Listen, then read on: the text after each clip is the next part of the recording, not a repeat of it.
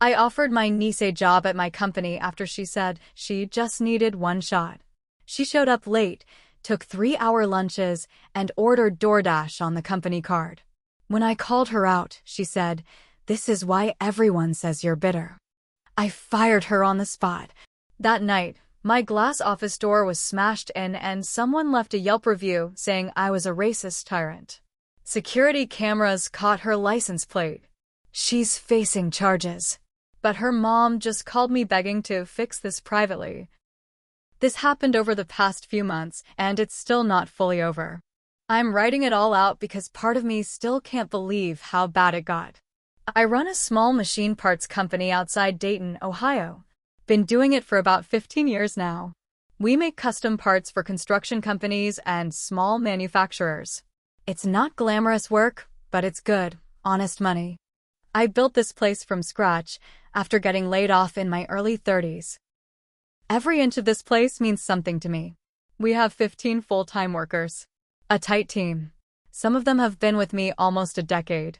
It's the kind of place where people's kids come by after school, where everyone knows each other's dogs' names. That kind of place. About 8 months ago, my sister Darla started calling me a lot. Her daughter, Tessa, had bounced from job to job, Starbucks, a couple of call centers, some social media gig that wasn't a good fit. Every time she left a job, it was someone else's fault. She just needs a real shot, Mike, Darla said. She's smart. She's hardworking. She just needs someone to believe in her. Tessa herself called me one night. She sounded tired and beat down. "Uncle Mike, please," she said. "Just give me one shot. I won't let you down." Against my better judgment, I said yes. Family's family. And I remembered being young and scared once, too. I hired her as a paid admin assistant. Nothing crazy. Answering phones, managing orders, filing paperwork. $20 an hour to start, more if she stayed past 90 days. First day? She was late. Not just a few minutes late. Over an hour. No call. No heads up. When she walked in, she smiled like it was no big deal. "Traffic was insane," she said, rolling her eyes. Thing is, she lives 15 minutes away. And we're not downtown. We're in a business park off the highway. No traffic at 9:30 a.m. on a Tuesday. I let it slide. Told myself maybe she was nervous. Second day? Later. Almost 90 minutes late. This time, she came in with a big iced coffee and one of those egg bites from Starbucks. I pulled her aside and said, calmly, "Hey, Tessa. You gotta be here at 8 a.m. Not whenever you feel like it." She nodded, half listening, checking her phone the whole time. Third day? She didn't even show up until noon. Didn't answer calls or texts all morning. When she finally strolled in, she was laughing into her phone about some TikTok video. At lunch, she disappeared for almost 3 hours. I found out because we needed her to fax something and nobody could find her. She just vanished. When she came back, she shrugged. I needed a break. It's not like it's brain surgery. That night, I looked over the company credit card charges and saw something strange. Multiple DoorDash orders. Not even for work stuff. She ordered Chick-fil-A, Panda Express, even Starbucks again. All charged to the business card. I called her in the next morning. I laid it out straight. "You can't charge personal stuff to the company card," I said. "And you can't take 3-hour lunches." She stared at me like I was speaking a foreign language. "God, Uncle Mike," she said, laughing. "You're acting like I stole a car or something. Relax. It's just food." "No," I said, keeping my voice level. "It's stealing. It's a serious problem." She rolled her eyes so hard I thought they'd get stuck. After that talk, things went from bad to worse. Tessa started whispering to the other younger workers. "Mike's so bitter," she said one time when she thought I couldn't hear. "He treats us like we're in a prison camp." I didn't say anything at first. Tried to let it roll off my back. But the whole vibe in the office changed. Younger employees stopped joking around with me. They started taking longer breaks. Sloppy work piled up. One Friday, she came in hungover. I knew it the moment she walked in. She had huge sunglasses on, reeking of cheap vodka and some nasty perfume, dragging her feet like a zombie. I had enough. I called her into my office and said, "We need to talk." She dropped into the chair across from me, pulled her sunglasses off, and smirked. "You're bitter, Uncle Mike," she said before I even got a word out. "This is why everyone says you're bitter." I didn't yell. I didn't even get angry. I just looked at her and said, "You're fired." For a second, she just blinked at me, like she didn't understand the words. Then she stood up so fast her chair fell over and stormed out, slamming the door so hard the frame shook. I thought that would be the end of it. I was wrong.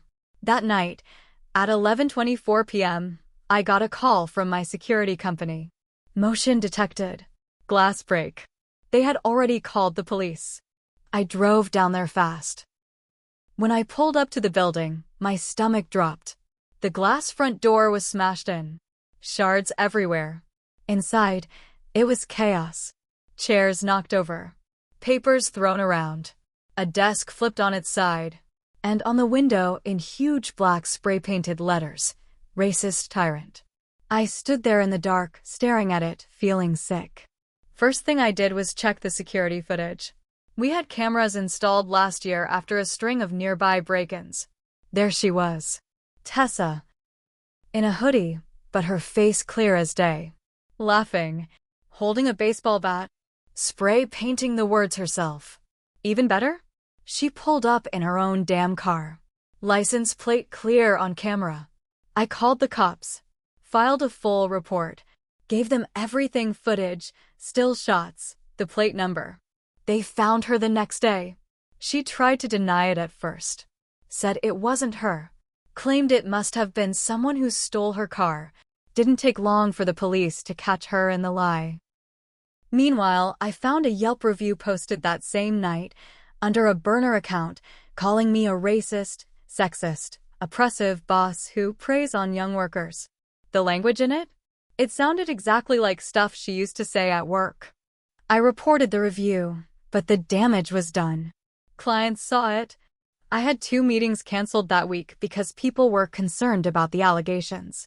Meanwhile, my phone was blowing up. My sister Darla. Over and over. 30 calls. Then texts. "Please, Mike, she's just a kid. She made a mistake. Don't ruin her life. We'll pay for the door. Just drop the charges." When I finally picked up, Darla was sobbing. Begging. I listened to her cry for 10 minutes. But inside, something hardened. Something cold. Because the truth is, it wasn't just a mistake. Tessa didn't just break a door. She tried to destroy my life. She wanted to hurt me. She wanted to ruin me because I held her accountable. No. This wasn't something to be handled privately. This was war. After I hung up on Darla, I didn't feel anything right away. No relief. No anger. Just tired. The next morning, I came into the office and found 2 of my younger employees, Megan and Caleb, waiting outside. "Hey, can we talk to you?" Megan asked, not meeting my eyes. I let them in, figuring they wanted to talk about what happened with the break-in. But that's not what they were there for. "We just wanted to say, we're sorry," Caleb said, "for how we acted. We didn't know what Tessa was doing behind the scenes." I nodded. "Okay, go on." Turns out, Tessa had been spreading rumors about me for weeks before I fired her. Telling people I was sexist because I didn't promote her after 2 weeks. Telling Megan I targeted her by asking her to follow company dress code. Telling Caleb I was underpaying him, which was complete bull. She even told a few folks that I used racial slurs. Something no one believed, thank God, but the fact she even said it still made my skin crawl. "She was trying to turn people against you," Megan said. I don't know if it was just to get fired or if she wanted to screw up the whole company. I should have fired her sooner. But I didn't want to be the bad guy. Now I was dealing with vandalism, lost clients, and a niece who was being charged with felony property damage and defamation. And it wasn't over. 3 days after the break-in, someone posted my home address on a local Dayton Facebook group. Anonymous account. No photo. No name. Just a message. Avoid doing business with my name, a known racist employer. Here's his home address if you want to let him know how you feel. I didn't sleep that night. Sat in the living room with a baseball bat next to me and my dog at my feet. Lights off. Phone in hand. Nothing happened, thankfully. But I filed a second police report the next day. That's when the detective assigned to Tessa's case, a guy named Darnell, who'd been nothing but professional, told me the full picture. You've got 2 open cases now, he said. The vandalism and now online harassment. We're going to dig into where that post came from. If it links back to her or her friends, it's another charge. I thanked him. Told him to keep me in the loop. That same afternoon, Darla showed up at my office. No call. No warning. Just walked through the door with red eyes and a shaking voice. She didn't scream. She didn't beg. She just said, Mike, I need you to think about what this is going to do to our family. I stood there for a long time before answering. I did, I said. Tessa made that choice for all of us. She sat down in the lobby, crying. Wouldn't leave. I had to ask one of my guys to escort her outside. That night, I got an email. A lawyer. Apparently, Tessa had hired one. They were threatening to countersue me for wrongful termination, emotional distress, and workplace harassment. I read it 5 times, thinking it had to be a joke. But there it was. A real attorney. Real letterhead. The email ended with, our client is willing to drop her claim if you agree to settle this privately, pay restitution for emotional damages, and agree not to pursue criminal charges. I forwarded the email to Darnell and then to my own lawyer. My lawyer called me 5 minutes later. She's bluffing, he said. She's trying to scare you into backing down. I said, well, she picked the wrong uncle for that. About a week after that lawyer email, things got quiet. Too quiet. Tessa hadn't posted anything new online. No more fake Yelp reviews, no more anonymous threats. Her lawyer hadn't sent any follow-ups. Even Darla stopped calling. I should have known something was coming. 2 Mondays ago, I walked into work and found an envelope taped to the front door. Just plain white, no return address. Inside was a folded-up letter, typed, and a photo. The photo was of me and my brother. It was old, must have been from 20 years ago. We were standing in front of our parents' house, both of us smiling, beers in hand, arms around each other. Before he got sick. Before he passed. I stared at it for a while before reading the letter. Here's what it said. If you don't want everyone in Dayton to know what your brother really thought of you, I suggest you drop the charges and walk away from this. Tessa is grieving. You're making her pain worse. Fix it or we will. No signature. No return name. But I knew who it was from. I don't know how she got that photo. Maybe from Darla. Maybe from my mom's old albums, but using my dead brother to scare me? That crossed a line I didn't even know existed. I gave the letter to the police. They dusted it for prints, nothing useful. Probably gloves. But it was more evidence. More pressure. The next day, Tessa's lawyer called my lawyer and said they were ready to settle. But the terms? They were insane. They wanted me to pay her $12,000 in damages, sign a non-disclosure agreement, write a letter of apology, drop all charges. I nearly laughed when my lawyer read that list. You tell them to go to hell, I said. But I didn't stop there. I had my lawyer file a civil suit. Defamation. Harassment. Damages. That same week, I called 2 of the clients I'd lost after the Yelp review. Sat down with them face to face. Showed them the police report, the security footage, everything. One of them came back. The other didn't, said their corporate office couldn't take the PR risk. Still, it felt like a small win. But then came the biggest twist. One of my employees quit. Megan. She came to my office with tears in her eyes. "I can't take it anymore," she said. "I'm getting threats. People are messaging me on Facebook, calling me a traitor, saying I supported a racist boss." Turns out, Tessa had friends, and some of them were now harassing people who worked for me. That's when it clicked. Tessa didn't want a settlement. She didn't want to avoid charges. She wanted to break me. Completely. After Megan quit, I sat in my office until long after everyone else left. Lights off, door closed. Just sitting there. The place felt poisoned.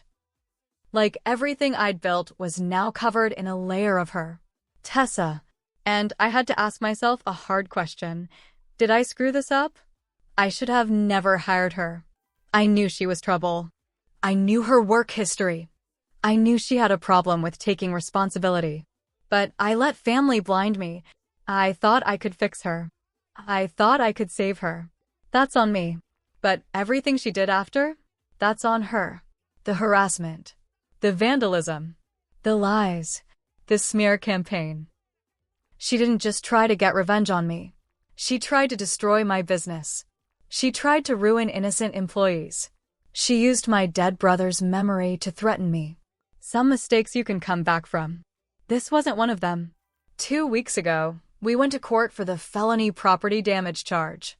Tessa walked in with her lawyer, her hair dyed back to brown, wearing a cardigan like she was a straight-A student instead of a thug with a baseball bat. She didn't look at me once.